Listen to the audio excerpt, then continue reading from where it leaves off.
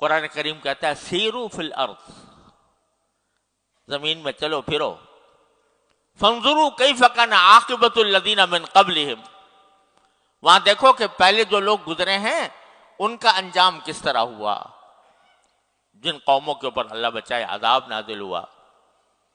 تو ان جگہوں پر اگر دیکھے آدمی اور دیکھ کر عبرت پکڑے کہ میں اللہ تعالیٰ نے مجھے اس عذاب سے محفوظ رکھا، اس کا کرم ہے، اس کا فضل ہے، اس کا شکر ہے، اور جن وجوہ سے ان کے اوپر عذاب نازل ہوا اللہ تعالیٰ مجھے اس سے بچائے، اس طرح دیکھنے سے کیا ہوگا؟ ثواب ملے گا انشاءاللہ تعالی۔ قرآن کریم میں واقعہ بیان کیا ہے اصحاب الجنہ کا، یعنی ایک باغ والوں کا۔ قرآن کریم نے بیان کیا ہے کہ ایک باغ تھا، اس کا جو مالک تھا وہ بہت مالدار بھی تھا، اور اس کی جائیداد پھیلی ہوئی تھی، بہترین پھل آتے تھے، بڑی آمدنی ہوتی تھی اور وہ جب آمدنی ہوتی تھی تو جب درختوں کی کٹائی کا وقت آتا تھا تو بے شمار وہاں پر حاجت مند جمع ہو جاتے تھے۔ جب باغوں کی کٹائی کا وقت آتا تو لوگوں کو پتہ تھا کہ یہ بڑا غریبوں کا ہمدرد ہے، تو لوگ جمع ہو جایا کرتے تھے وہاں پر۔ تو یہ ان سب کو نوازتا تھا، ہر ایک کو پھل دیتا تھا، ہر ایک کو کی مدد کرتا تھا۔ اس کا انتقال ہو گیا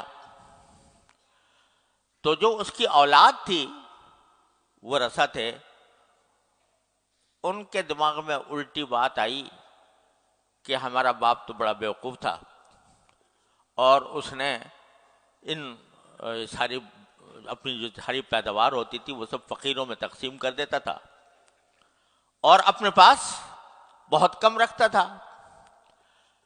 اب ہم اس بیوقوفی سے، اس حماقت سے نکلنا چاہتے ہیں، لہذا انہوں نے کہا اب ہم کسی اور کو نہیں دیں گے، جتنی بھی پیداوار ہے وہ ہم خود رکھیں گے، مالدار بنیں گے، دولت مند بنیں گے، دنیا کے امیروں میں شمار ہوگا۔ چنانچہ طے یہ کیا کہ جب کٹائی کا جب بالکل پھل پک کر تیار ہو گئے تو اس روز انہوں نے آپس میں یہ مشورہ کیا کہ آج ایسا کرو کہ لا يدخلن اليوم علیکم مسکین، آج کوئی مسکین داخل نہ ہو ہمارے باغ میں، آج ہماری کٹائی کا دن ہے، پھل اتاریں گے، آج کوئی مسکین داخل نہ ہو تاکہ ہمیں کسی کو دینے نہ پڑے، اور ایسا کرو کہ صبح سویرے اندھیرے منہ اندھیرے چلو اور اسی وقت سے کٹائی شروع کر دو۔ عام طور سے جو لوگ آئیں گے وہ بعد میں آئیں گے، تو ہم پہلے ہی سے احاطہ کر چکے ہوں گے، راستے میں رکاوٹیں پیدا کر چکے ہوں گے، اور بہت صبح کو جا کر اپنا کام کر لیں گے ساری کٹائی کر کے، اور پھر اس کو بیچیں گے اور عیش کریں گے۔ اور یہ ارادہ کیا کہ ہم صبح سویرے جائیں گے۔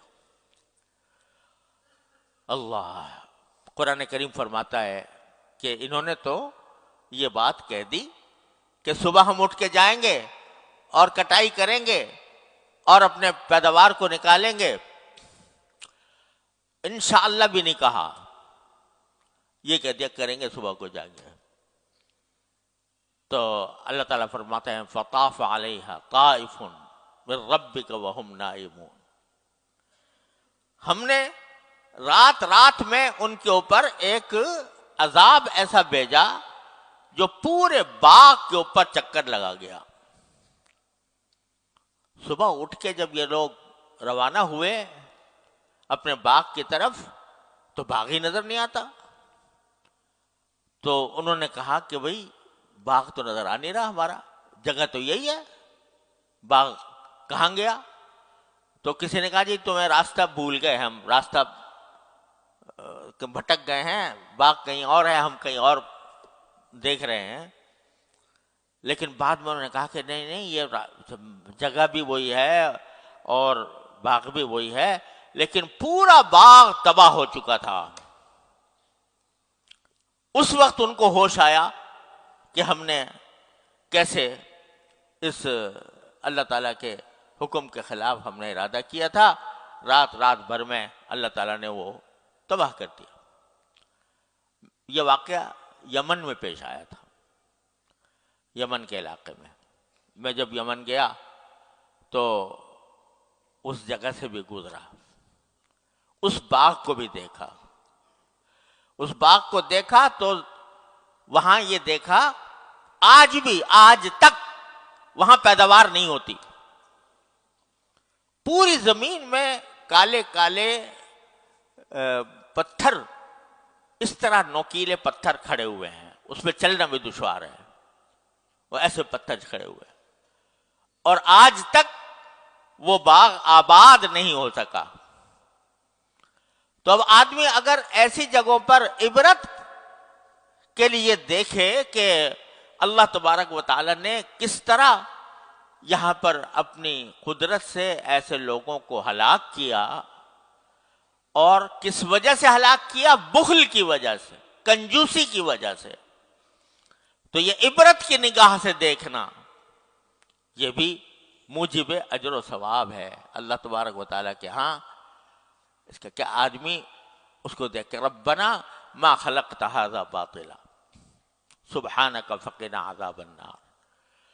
تو یہ بھی آنکھ کا ایک بہت بڑا استعمال ہے، عبرت کی نگاہ سے دیکھنا ان جگہوں کو جہاں پر اللہ تبارک و تعالی نے اپنی قدرت سے نافرمانوں کو سزائیں دیں۔ ان جگہوں کو اگر آدمی اس نگاہ سے دیکھے تو یہ ثواب کی بات ہے انشاءاللہ۔